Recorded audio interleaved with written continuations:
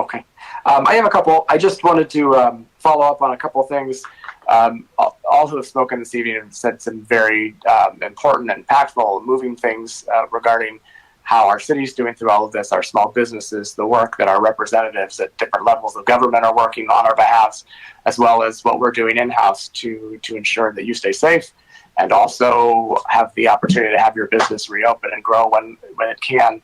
Councilmember Chamberlain Krienga spoke last week about a task force of sorts regarding reopening the economy in the city of Troy and some businesses. And I had also been thinking about things along those lines, and I spoke at length a couple of times with Tara Tomczyk, the president and CEO of the Troy Chamber, about having the chamber take an active role in that and perhaps taking the lead role in that, bringing in the city as necessary, or certainly myself and anyone else on council who may want to be a part of that.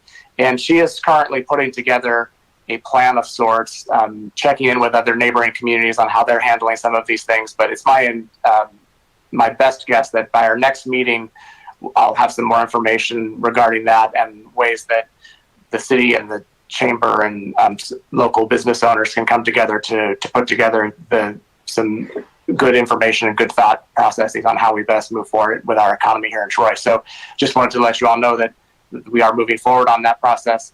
And I look forward to reporting some additional information regarding that at our next meeting, if not before that, online and such. But thank you, Councilmember Chamberlain Krienga, for bringing that publicly to our attention in the last meeting. And I know all of us have thought about that at different levels. And I'm thankful to the Troy Chamber for willing to jump right on and do whatever they can to support our businesses here in Troy. I mean, that's obviously, as the Chamber of Commerce, that's one of their main goals. And they were happy to work with us and to come up with something that's good. So I look forward to that as well. Thank you, Mayor. Good. I also, this week, I'm actually going to quote a social media post by Councilmember Hoderick that I thought was very telling and important. Traditionally, in the month of May, we have a police Memorial Day ceremony in front of the police department, and it's a very, very impactful event where we honor those police officers and police staff who've lost their lives during their career at the Troy Police Department. And we lay wreaths on their behalf. And it's just a beautiful event where it's attended by members of the public and the police department's there. And it's just a very powerful thing. And unfortunately, we aren't able to have that this year. And the police has been actively publishing things on their social media about those that we have lost. And I know many of us have shared those posts. I've seen them on various social media platforms, and they've done a great job trying to recognize and value those. But Councilmember Hoderick wrote, "Among the many Troy, Michigan traditions I'm missing are the annual Police Week events, including the annual open house. They are at once an opportunity to reflect and remember, as well as a chance for great instruction about our public safety work and successes. Thank you to our police department for being such a professional law enforcement organization. Here's looking forward to next year when we will hopefully be able to resume our Police Week events, including a memorial ceremony to honor those we lost in the line of duty."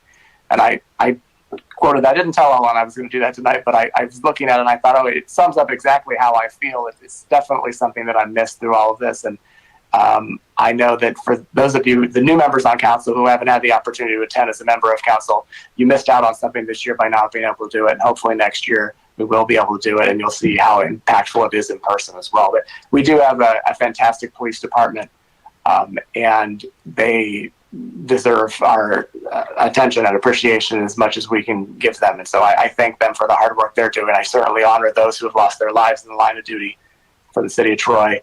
And thank you, Ellen, for writing that and what you said as well. I think it was very nice. We pretty much, other people have touched on the other things I was going to comment about. I was also watching the estimates. We're getting state funding last Friday, and I know Councilmember Erickson Galt was as well, and I'm sure others were.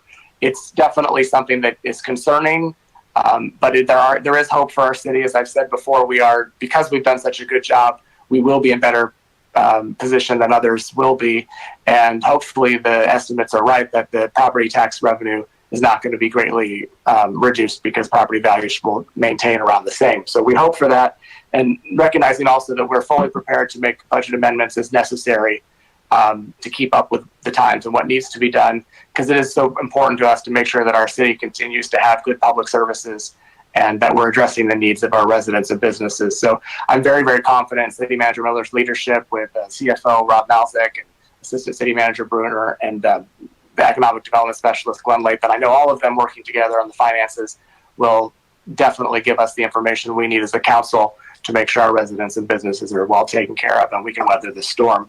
So thank you for the work that I anticipate you'll be doing on that as we move forward. And I just also wanted to, again, thank all of the volunteers in our city that are working so hard to provide PPE for residents, other businesses, the donations that people have made. I just keep getting story after story, and it warms my heart every single time. So please keep telling me the stories. It's a good thing for me and a good thing to be able to share. Also, of course, I'm not going to go a meeting without thanking our healthcare heroes who have worked so hard at our hospitals and medical facilities. They're the ones that are doing all of the hard work hour after hour each day, risking their lives to make sure our lives are safe and healthy, as well as the frontline responders who are doing the same. So I appreciate them and thank you all very much. And I appreciate the community and the residents who are continuing to stay home and staying safe for the most part. It seems to be making a difference here in Michigan and Oakland County. And I know that the sooner we can see those numbers continue to go down, the sooner we'll be able to reopen back up. Obviously, there'll be some changes we need to make to keep us continually safe, but we seems to be working here our part of the state. And I'm anxiously awaiting the governor's next round of orders to give us some further clarification, see what we can or cannot do here in Troy. So thank you. Keep it up. Don't give up on those. And remember that hand washing and masks, all of those things are not only protecting you, but they're protecting the others that you're coming in contact with. And that's the most important thing. If we all did that, as I've said before, as I've been told repeatedly, if we all just act like we had COVID-19, we would stop the spread of COVID-19. So keep that in mind, please.